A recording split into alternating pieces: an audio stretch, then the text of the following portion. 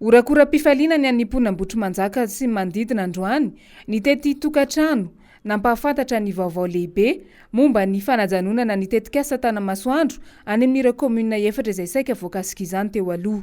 Ny nahenona ny fanambarana nataon'ny membre du gouvernement tamin'ny alalan'ny vice-ministre Jasy Angelo iny tsy nahagaga anay iny satria izy ihany no nanazava ny hoe vola be mety ho lanin'ny fitondram-panjakana ao anatin'ny fanotofana an'io.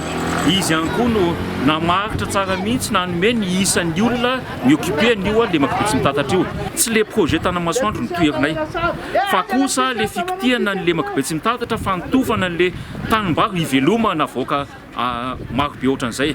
Fahatelo mangasitraka ireo fiarahamonim-pirenena atao ireo CNDH, ny CRADOI, ny SIF, ny Monde de Justice izay tarehany Madame Marlette Marson ohatran'ny tehiteny kely amin'ny any Bevoy afaka mifaly ohatranay koa Bevoy satria vahoaka n'Ambotrimanjaka tsy aka ny toeran'zareo any Bevoy.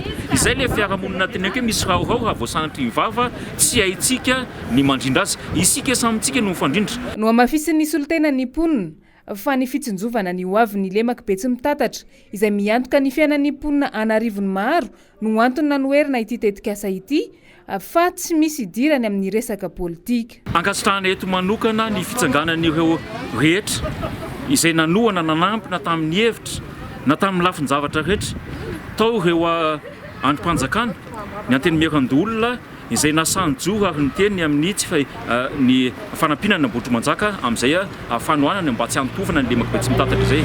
Teo ireo député namana izay nijoro ihany koa isaorany eto ireo mpanao politika izay nijoro na dia nandotona ny hetsika nataonay izy tamin'izany fotoana izany misy ambadika politika fa tsy Ambotrimanjaka ihany no voakitiky io projet Tanamasoandro io fa tao akadimanga Ambodrapeto fiangonana ary Anosy be zay vola. Anosy be zay vola izay fokotany amin'ny fanila voadirindrina amin'ny Ambotrimanjaka eo amin'ny aka malagasy eo.